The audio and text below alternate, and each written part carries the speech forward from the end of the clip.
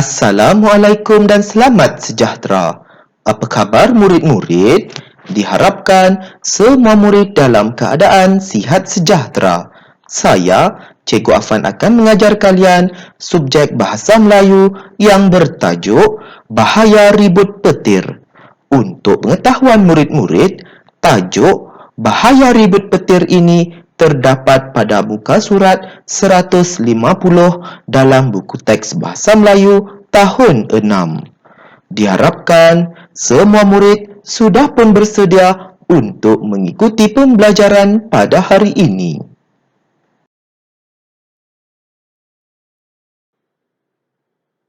Standard pembelajaran pada hari ini iaitu 3.6.2 menulis untuk menyampaikan maklumat dalam bentuk karangan berformat dengan menggunakan bahasa yang santun.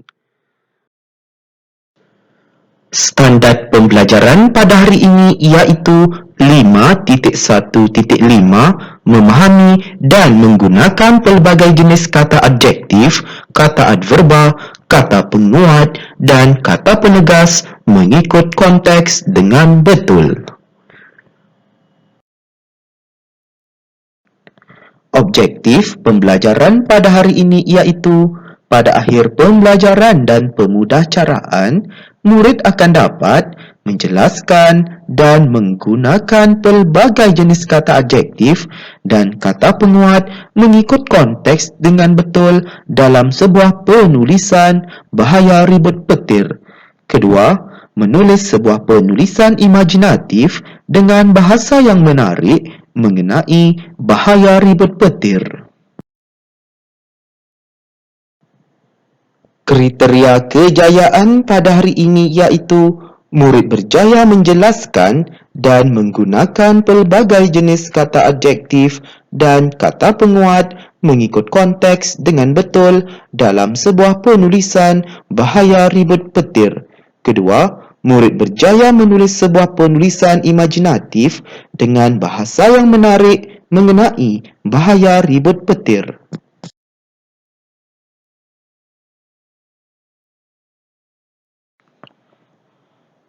Murid-murid, apakah yang terjadi sekiranya berlaku ribut petir?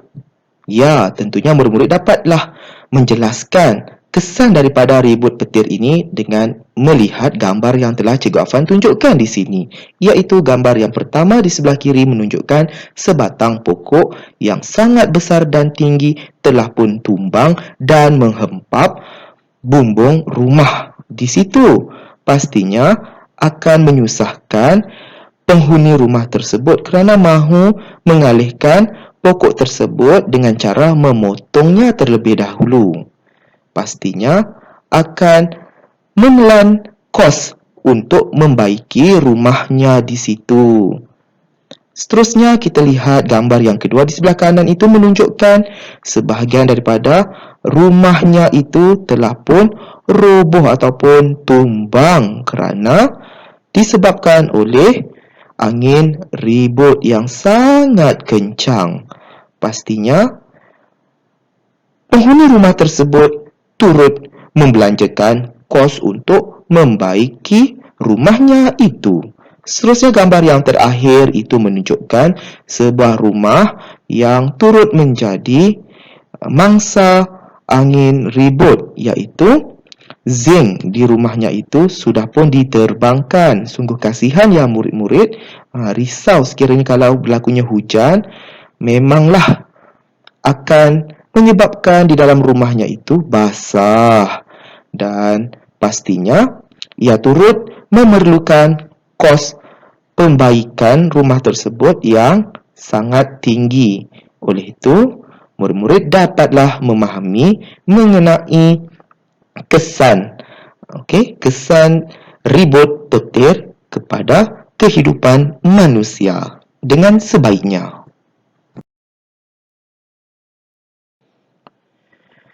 Murid-murid, mari kita memahami jenis-jenis kata penguat. Apakah itu kata penguat murid-murid? Bagus. Kata penguat ialah perkataan yang mendahului atau mengikuti kata adjektif dan berfungsi untuk menguatkan maksud yang terkandung dalam kata adjektif.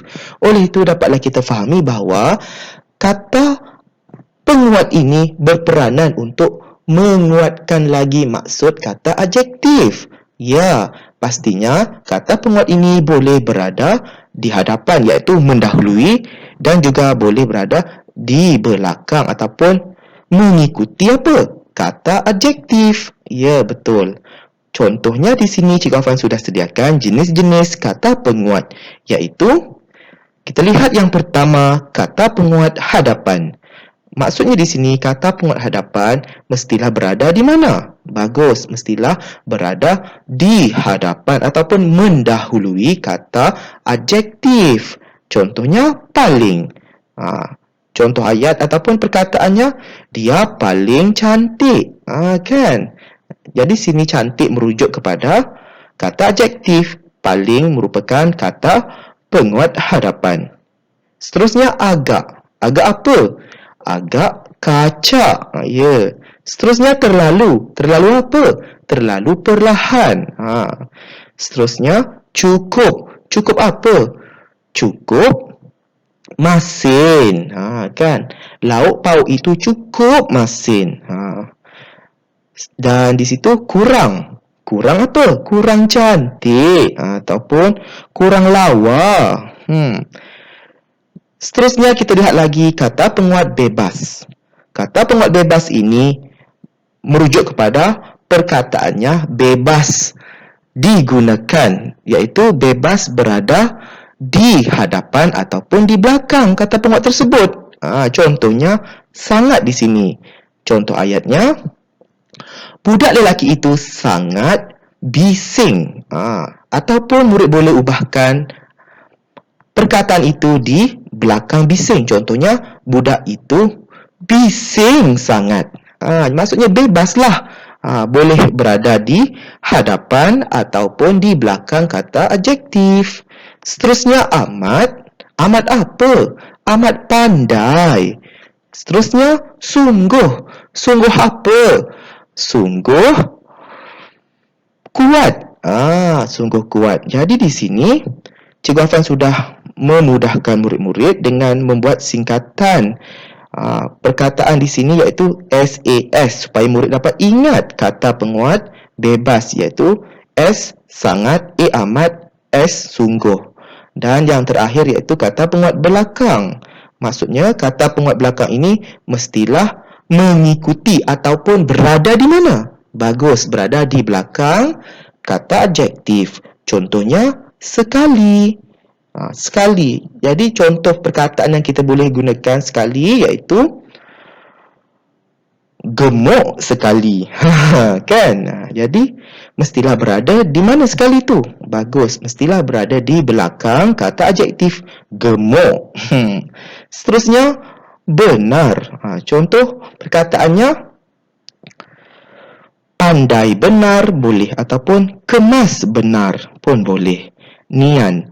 Nian ini kita boleh sesuaikan dengan sifat keindahan alam semula jadilah. Contohnya, indah nian, kan? Damai nian. Seterusnya, betul. Betul, contoh perkataan yang kita boleh sesuaikan iaitu selekeh betul budak itu, kan? Jadi, murid-murid dapatlah memahami kata penguat belakang ini dengan menggunakan singkatan yang telah Cikgu Afan berikan iaitu BBSN, iaitu benar, B benar, B betul, S sekali dan N itu nian. Diharapkan murid-murid dapatlah memahami jenis-jenis kata penguat ini dengan sebaiknya. Murid-murid, mari kita memahami jenis-jenis kata adjektif.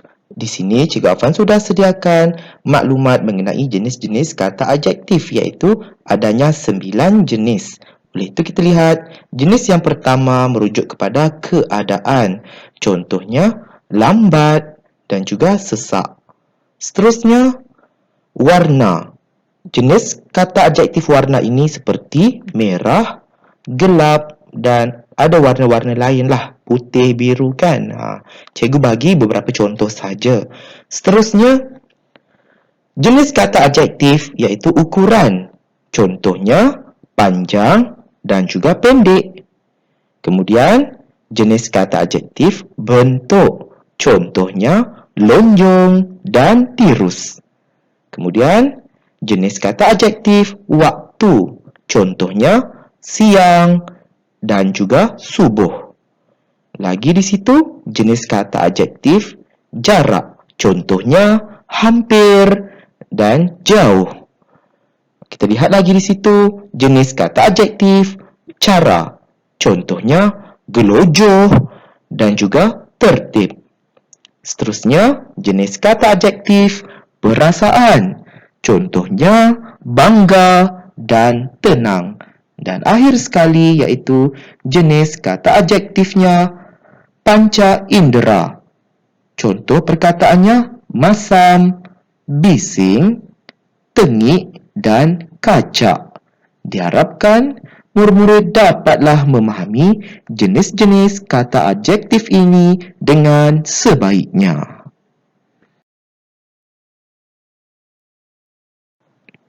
Baiklah murid-murid, mari kita membaca dan menjelaskan teks petikan cerita mengenai bahaya ribut petir dengan sebutan dan intonasi yang betul. Baiklah murid-murid, marilah ikut cikgu untuk membacanya dengan sebutan dan intonasi yang betul.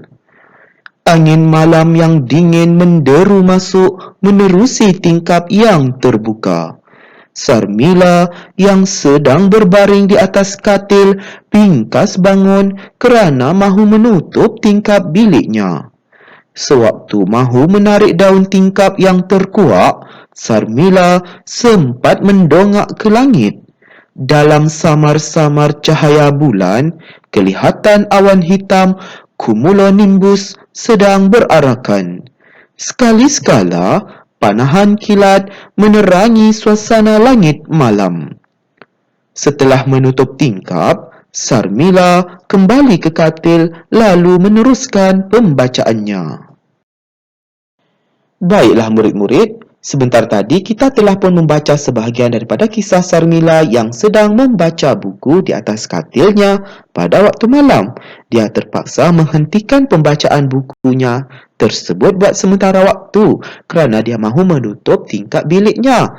Pastinya akan hujan turun dengan lebat. Disitulah dia mendongak ke langit dan melihat beberapa panahan kilat yang sabung menyabung. Pastinya akan menyebabkan hujan turun dengan lebat dan kemungkinan akan berlakunya ribut petir. Diharapkan murid-murid dapatlah memahami sebahagian daripada cerita ini dengan sebaiknya.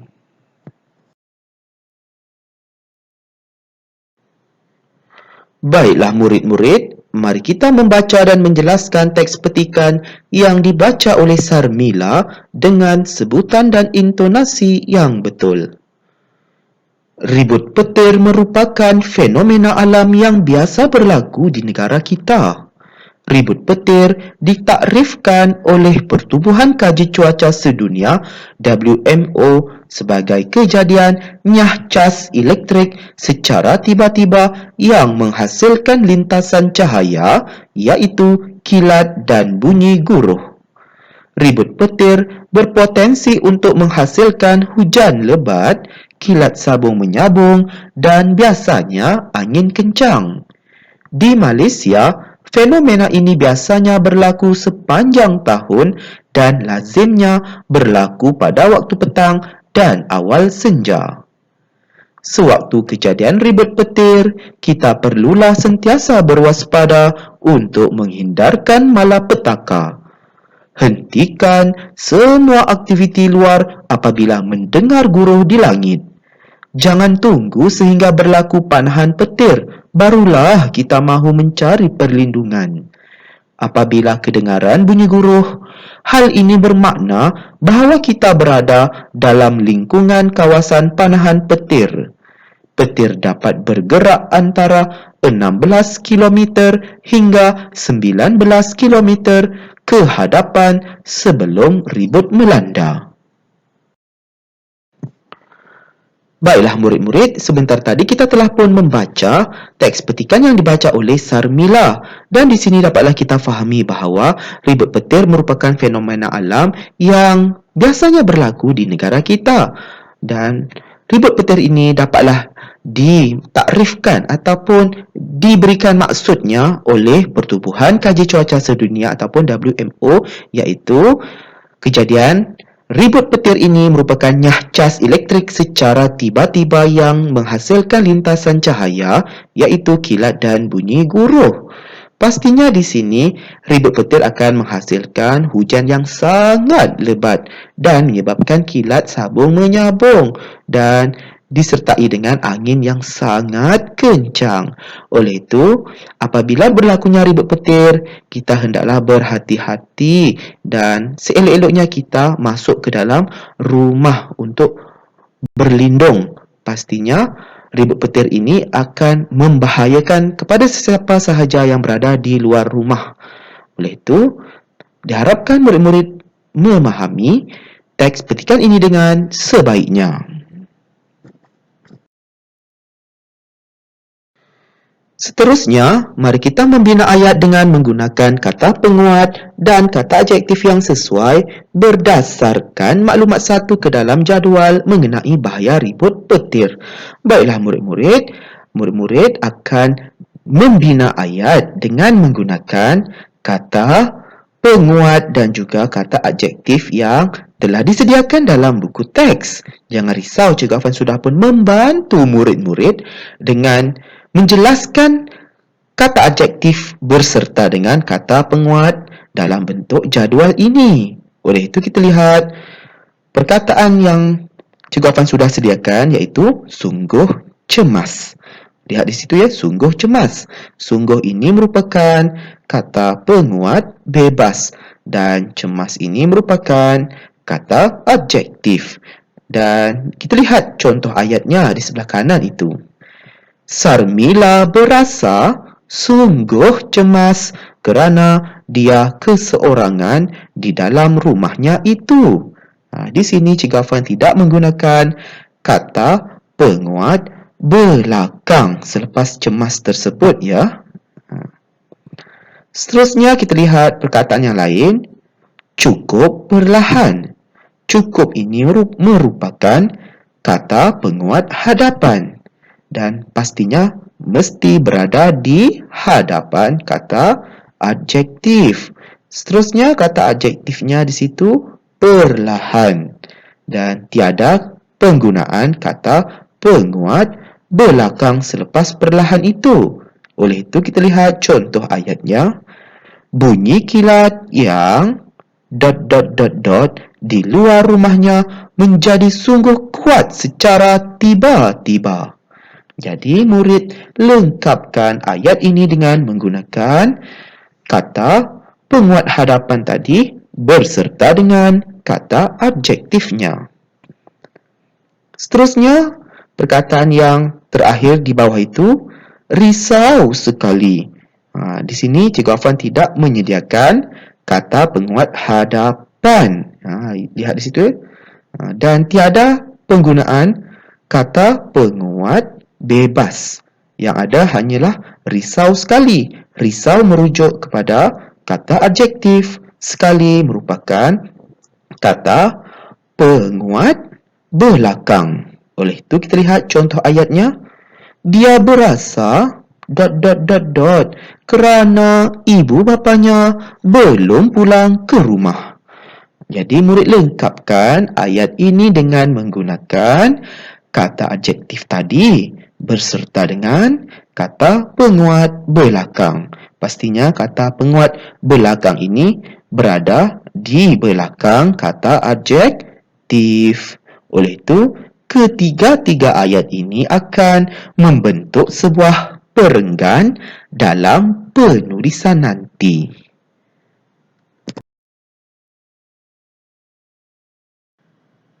Seterusnya, Mari kita membina ayat dengan menggunakan kata penguat dan kata adjektif yang sesuai berdasarkan maklumat 2 ke dalam jadual mengenai bahaya ribut petir. Baiklah murid-murid, kita akan meneruskan lagi untuk membina ayat seterusnya. Oleh itu, kita lihat maklumat yang kedua ini sudah Cikgu Afan sediakan kata penguat bebas, iaitu sungguh. Kata adjektifnya takut. Kata penguat belakangnya iaitu sekali.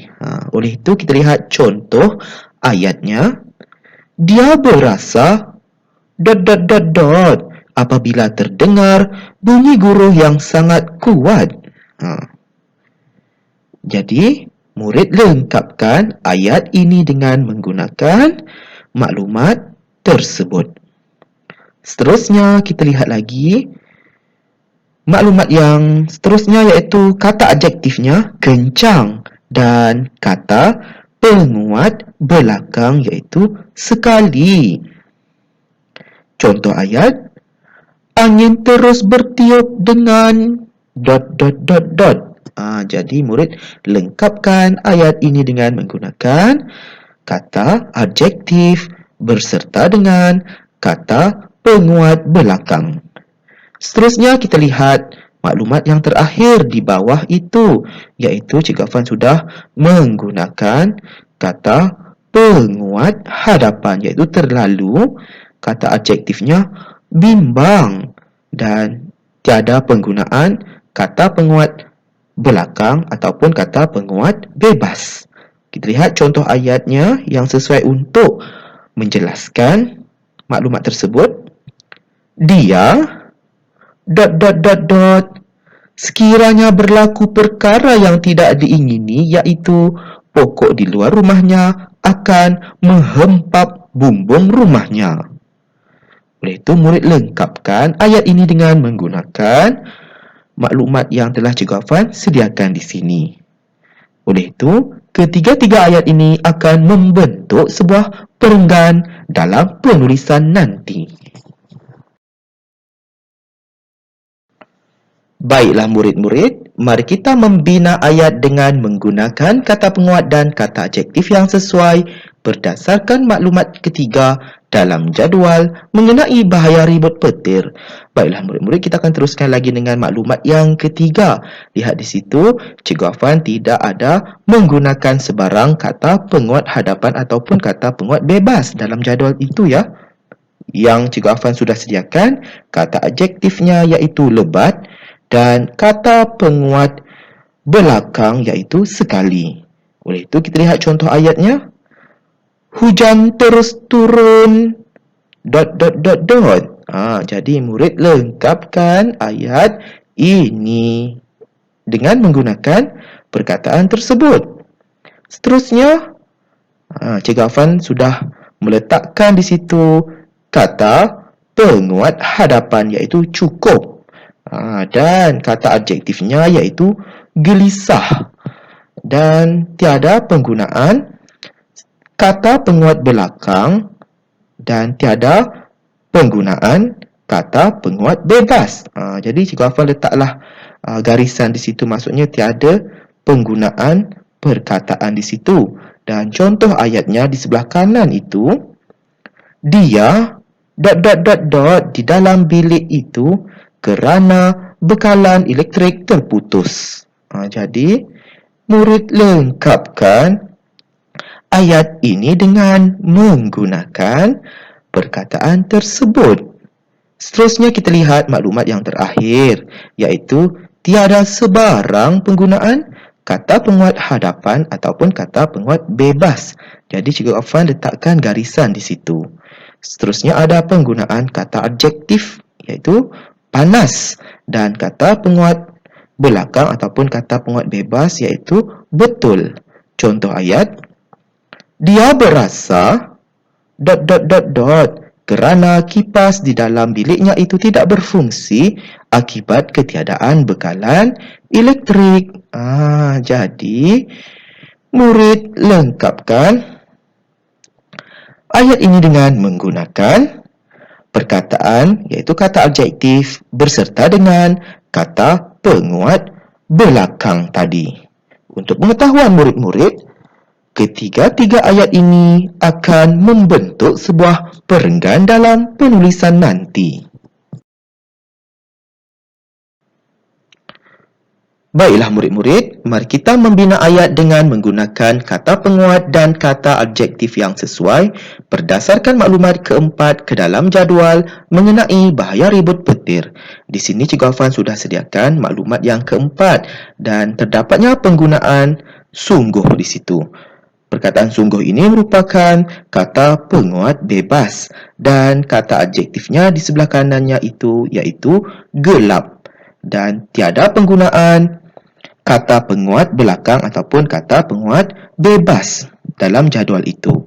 Oleh itu kita lihat contoh ayatnya. Suasana di dalam rumahnya yang ...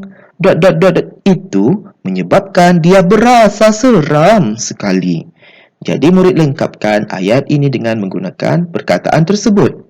Seterusnya, perkataan yang Cikgu Afan sediakan di sini sangat merujuk kepada kata penguat bebas dan bersyukur ini merujuk kepada kata adjektif dan tiada penggunaan kata penguat belakang ataupun kata penguat bebas. Contoh ayat, dia ... kerana hujan semakin reda. Jadi murid lengkapkan ya ayat ini dengan menggunakan perkataan tersebut. Dan kita lihat maklumat yang terakhir iaitu tiada penggunaan kata penguat hadapan ataupun tiada penggunaan kata penguat bebas. Jadi Cikgu Afan letakkan garisan di situ. Maksudnya tiadalah perkataannya. Dan adanya penggunaan kata adjektif iaitu terang dan ada perkataan sekali merujuk kepada kata penguat belakang. Oleh itu kita lihat contoh ayatnya. Setelah hujan reda, suasana di dalam rumahnya menjadi ... kerana bekalan elektrik sudah pun ada. Jadi, murid lengkapkan ayat ini dengan menggunakan perkataan tersebut. Untuk pengetahuan murid-murid, ketiga-tiga ayat ini akan membentuk sebuah perenggan dalam penulisan nanti.